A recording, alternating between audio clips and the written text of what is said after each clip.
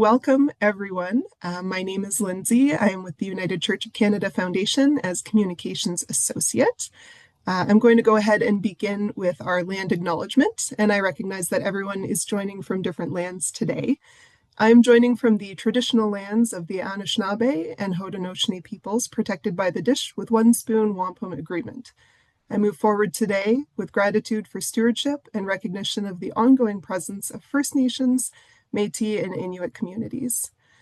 So a couple of housekeeping items before we begin. Our chat is off and will remain off. This is to ensure folks using assistive technologies today can fully access the webinar without interruption. So please refrain from using the chat, reactions, and please keep yourself on mute for the duration of today's webinar as well, with respect to our guest speaker. This webinar is being recorded and we will share it in the coming days. So I am absolutely delighted to welcome our speaker, Alydia Smith. Alydia is the United Church of Canada's Program Coordinator of Worship, Music, and Spirituality with the Church and Mission Unit. So with gratitude for your work and expertise, over to you, Alydia. Thank you so much. It's such a pleasure to be with you all for this conversation. And I realize it's a one-sided conversation, so I will attempt to speak slowly and talk at you for the next 30 minutes. But my email will be at the end of the presentation, so I do hope that you would take some notes and, if you wish, talk with me afterwards. So you can please feel free to email with any questions or comments or wonderings that you might have, or whatever the conversation might spark for you. Before we begin, I wonder if you could just take a moment to pause and to think about a song that has touched your heart. Imagine a song that has touched your heart. Maybe it's a hymn. Maybe it's a song that you learned all the words to when you were 13 and can still recite from memory, even though you don't know where your keys are. Maybe it's a piece of classical music that you learned growing up. But I am certain that we all have multiple songs that have touched us in profound ways. And with that same thought in mind, can you reflect or think of one or two songs that have troubled your heart? Songs that have gotten you mad, gotten you upset, have made you feel uneasy or uncertain, that you can't quite put your finger on why, or maybe you can put your finger exactly on why, or that have always niggled at you. Maybe it's a song that you have walked out of church on. I'd love to hear what those songs are, actually. So please send them to me. But can you think of a song that has troubled your heart and reflect for a second on what did that reaction feel like? Like, how did that reaction affect you? And how did it affect you in your body?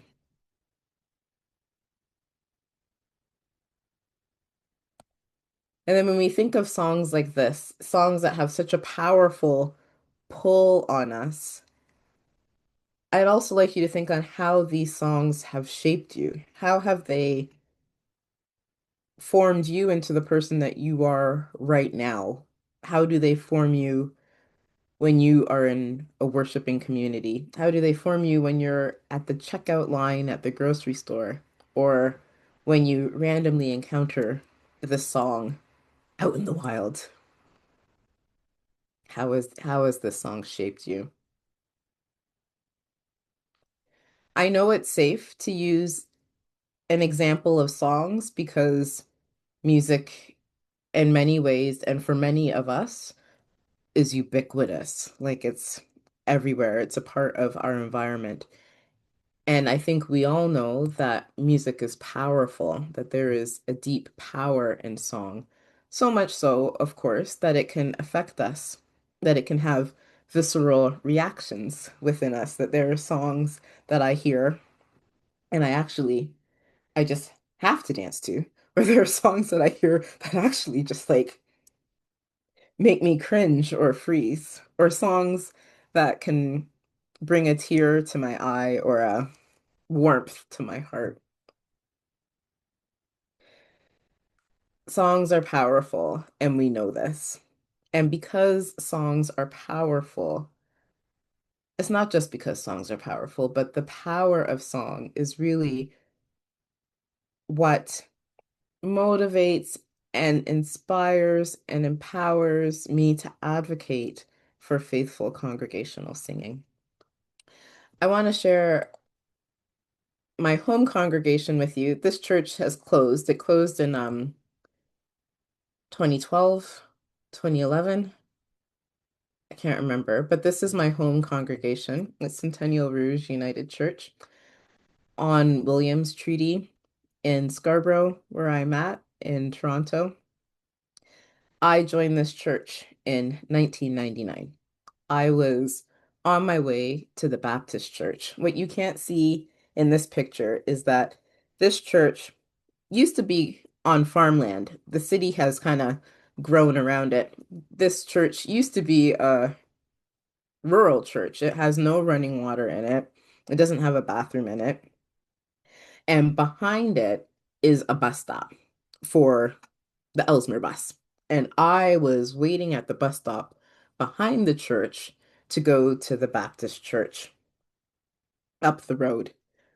I was late. I was going to be late to church. And I heard music coming out of Centennial Rouge United. And I thought to myself, well, I could be a little bit early for this church or very late for that church. So I decided to be a little bit early and go into Centennial Rouge United. And the music was playing. It welcomed me into the church. I have no idea what hymn it was, but it was that beautiful small organ with a large sound. And it was clearly a Wesleyan hymn. Like it must have been like Love Divine or something like this. And I sit at the back of the church and they start to sing a hymn. I sing.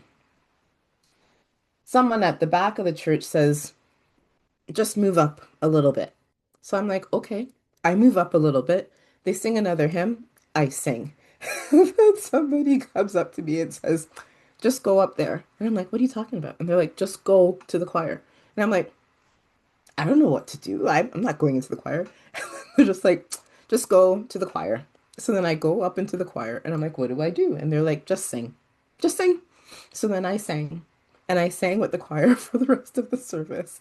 And at the end of the service, the music director, a wonderful woman named Nolene, just looked at me. I don't even know if she asked me my name to start, but she just looked at me and she said, I'll see you Thursday at 7. I'm like, Thursday at 7? Choir rehearsal, Thursday at 7. I'll see you then. That was it. That was my introduction to the United Church. I started singing and I will end singing, God willing, within this denomination. And that singing was the place where I found my first church community, really, and a sense of belonging and also a sense of we're in this together, a sense of team. It wasn't a choir that prided itself on perfection or beauty. It was just a choir of people who wanted to serve through singing, and I was privileged to be a part of it. I think of the words of our song of faith. We sing of the Spirit who speaks our prayers and deepest longings and enfolds our concerns and confessions, transforming us and the world. When we sing together, there is something powerful that happens. Music in itself is a powerful form of communication and a powerful medium, but singing our faith, faithful singing, provides us the power to transform the world. We believe that singing can change us, that music making can change us. I know this on a personal level. Before we were coming into this webinar, Um, Lindsay and I were talking about the instruments that we play, and I know that as a tuba player, my body changed while I was playing that instrument. My voice got a little lower, my hands changed to hold the instrument. I know violin players have changes in their bodies. I know guitar players, you can always tell a guitar player, right? Because you can feel their fingertips have like those built-in calluses. We change physically because of what we practice and what we do. What we sometimes forget is that we change spiritually as well because of what we sing and how we sing it. We understand that music speaks more than words alone, and together create some sort of amazing power over us that can work with us at different times and stages of our lives. When we were working on Then Let Us Sing, which is an amazing team of people who are working on this book for an amazingly long time, and we're amazingly proud of it. The When we started this work, we wanted to ground it in a theological framework. And the Education, Justice, and Ethos team worked for a very long time, read a lot of theological documents, prayed a lot during a very scary time in our history, during the height of the COVID-19 pandemic, like literally the first wave of the pandemic. And even though we were in a scary place, the people who were in that team met over Zoom over and over and over again to discuss the importance of congregational singing because we knew it was that important. And the statement that we came up with together that has really resonated for the Then Let Us Sing team, that has really resonated for us as we continue to think about what we mean by congregational singing is faithful singing can be an antidote to fear, particularly the fear that might stop us from proclaiming the gospel. So we believe that faithful congregational singing can be an antidote to fear. That if we sing the right songs with the right heart, right is the wrong word. I don't mean to say right, but if we are faithful and prayerful and discerning in what we are singing, and we sing that together, we believe that it can help us overcome the fears that might stop us from doing what we need to do as the people of God. So the fears that might stop us from proclaiming Christ's love, from extending Christ's hospitality, from being the welcome, from doing church, from daring justice and bold discipleship. With songs of the faith in our hearts, we believe we can do that together. Isn't that a gorgeous thing? And when you think of the power of song and even the songs that have touched you, can you imagine how and why that statement makes sense to us? Like, can you imagine what songs have buoyed you through hardship and the power of intentionally choosing songs, how it might buoy so many others down the road?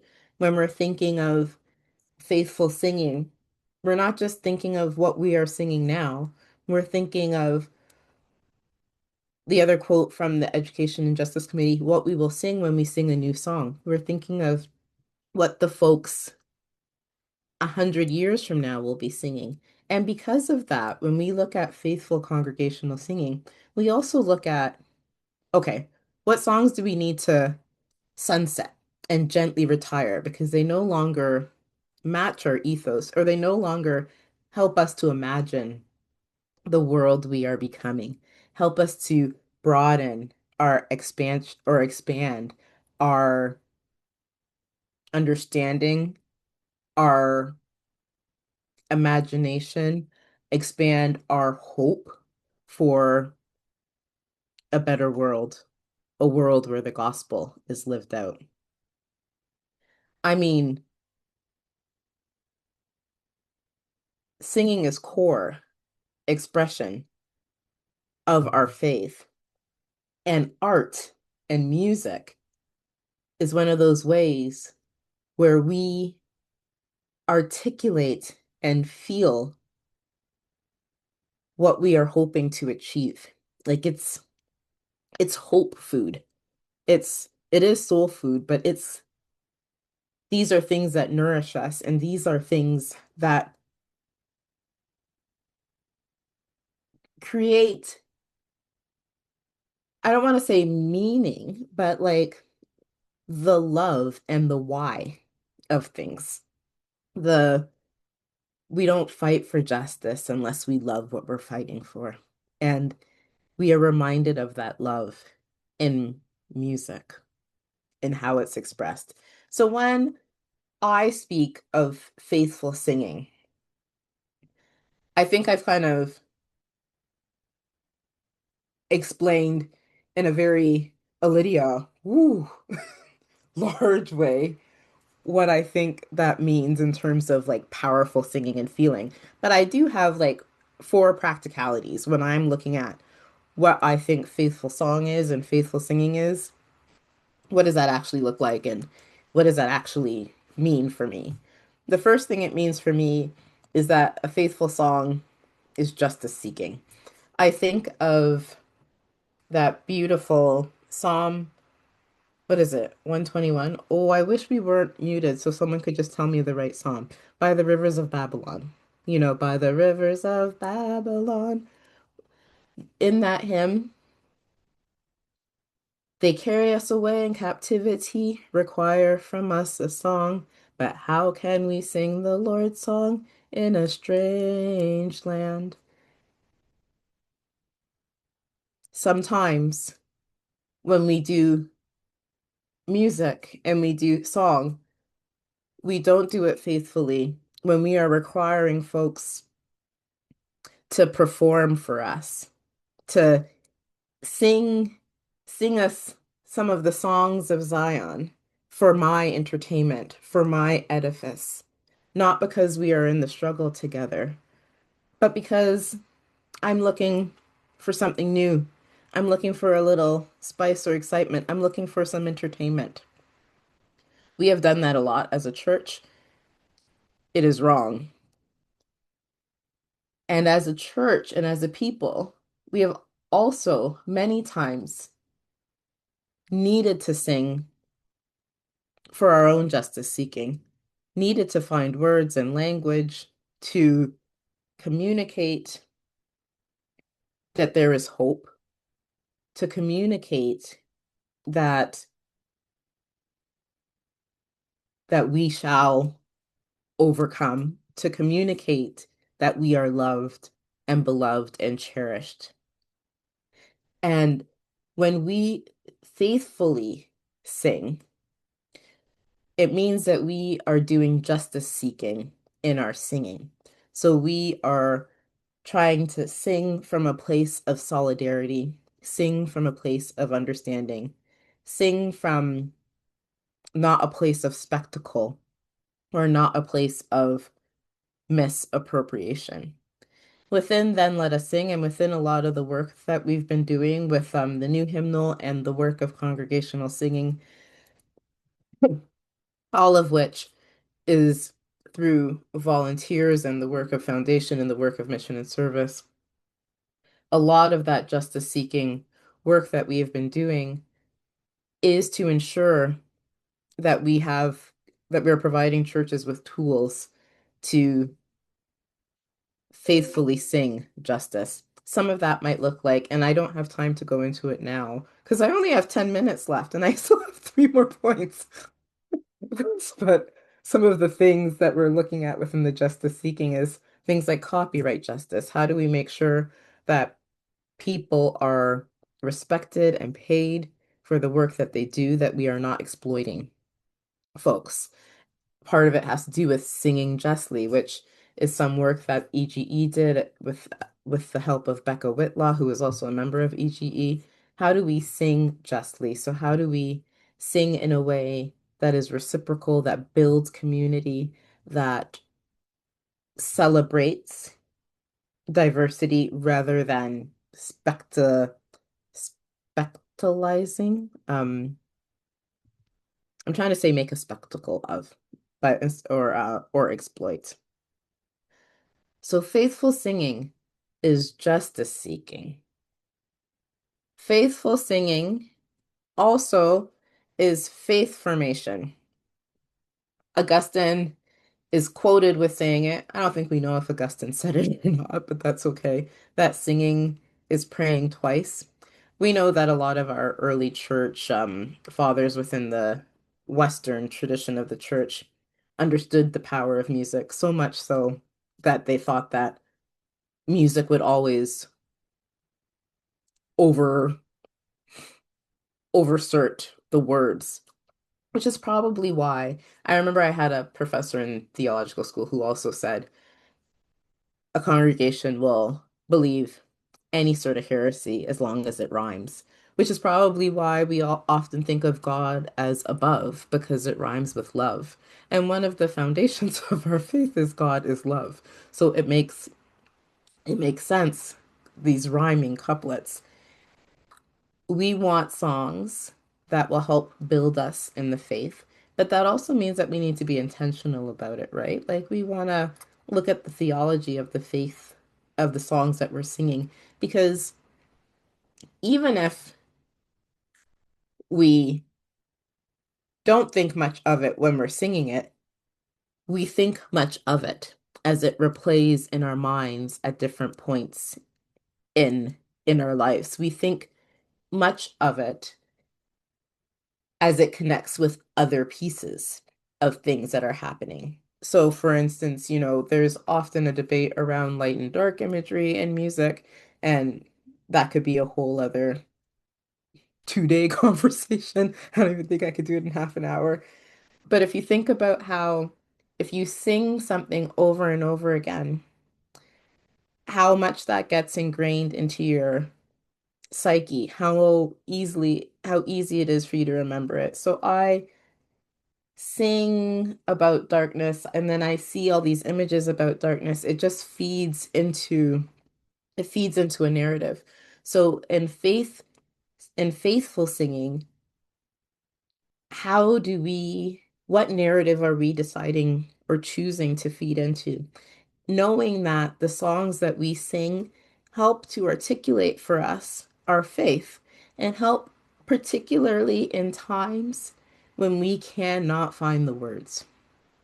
At times when we are overjoyed, and times when we are lost in grief, in times when we are at a loss, we often turn to congregational songs and to hymns or to popular music. We turn to music and we are relying on that music to do for us what words alone can't. So let us be selective about that. The other piece in faithful singing. So I have said so far that faithful singing is justice seeking. Faithful singing is faith formation, forms us in the faith. And faithful singing is community building.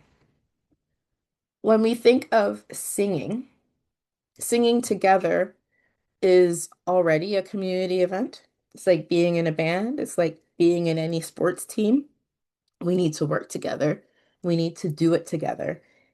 In singing and in music making, there's something magical about the fact that we need to actually breathe together. We need to conspire together. That's like Holy Spirit activate right there. But also in faithful singing, we sing with our ancestors. We sing with the folks who have come before us. And we sing with the people who will come after us. We are doing, there is a fancy theological word for it that I'm completely forgetting. It's like dialogical blah blah. But we are speaking across time and across generations. Similar to like when we say the Lord's Prayer together. We're saying it with the early church. We're saying it with the people who raised us or brought us into the faith. And we are saying it with the people who will come after us. We are building a community that is so much more than the people around us. It's the community that we testify to when we say we are not alone. We live in God's world. And singing faithfully, singing together intentionally, we are bringing in that community. When I have the privilege of going to different churches and we sing together, Bambalela, Bambalela, oh Bambalela, never give up, never give up. I sing it with one community. I go somewhere else, I sing it with that community, and all of a sudden, we're singing it together. That's amazing. And that is a beautiful community that is even hard to imagine, which is really about the kingdom building. Imagine that global community that we are trying to create in congregational song and in faithful singing. And when we think of building the kingdom of God, we need to think of building the capacity for building the kingdom of God. We can hardly imagine the breadth and the depth and the width of God's love. We can hardly imagine the beauty of the beloved kingdom and the beloved community. And of course, we can imagine it because we get glimpses of it. We get glimpses of it in beautiful, powerful, meaningful worship. We get glimpses of it in faithful, powerful congregational singing. We get glimpses of it over communion. We get glimpses of it, hopefully, sometimes in our ministries and in our daily lives when we are working together, when we are loving and supporting each other, when we are dismantling systems of oppression and living, I don't want to say as equals, but with equity, living with equity and respecting each person as an individual and what they bring to the table. Then we are building the kingdom of God. And in faithful congregational singing, we can start to provide glimpses of what that might look like. The the image that often comes to mind and the image that we used when we were looking at the copyright justice statement was the image of the chorus in Revelations. You imagine that chorus. No choir is ever the same because of the voices in it. And if you or I left it, it wouldn't be the same choir. To have a choir where every voice is respected, every voice is needed, every voice is valued, every voice is seen as equal within that choir. It's a beautiful thing. And this is what we work towards with faithful congregational singing. This constant reminder in this world where it's easy to feel isolated, it's easy to feel lonely, it's very easy to feel like you're not good enough. When we sing faithfully together, I hope that we can be reminded that we are not alone and that we are working towards something spectacular. I have 1 minute left, so I wanted to tell you some of the people that can help you in this journey of faithful congregational singing. Of course, there's Music United, which is our music ministers association. Excellent, amazing group of faithful volunteers. They have their annual gathering this April in Calgary, the weekend of April 21st. Check out their website, send me an email, look them up on Facebook. Every region, we're looking for some representatives, but each region has a Music United representative. And here are people who are passionate about music and passionate about congregational song and who want to help you and your church. Of course, we have the amazing people from Then Let Us Sing who we have been working hard to empower congregational singing, and we continue to work hard to empower congregational singing, and there'll be more to come there. I had a couple questions for us to think about, and I'm just going to skip through those because I talked a lot. So finally, I just want to leave you with my email. My email is asmith@united-church.ca, and part of my job is to help empower faithful singing and faithful worship. And I would love to be in conversation with you about that. Lindsay, I will hand it over to you. Thank you for this time. Thank you so much, Alydia, for the work that you do and the insight you've provided with us today.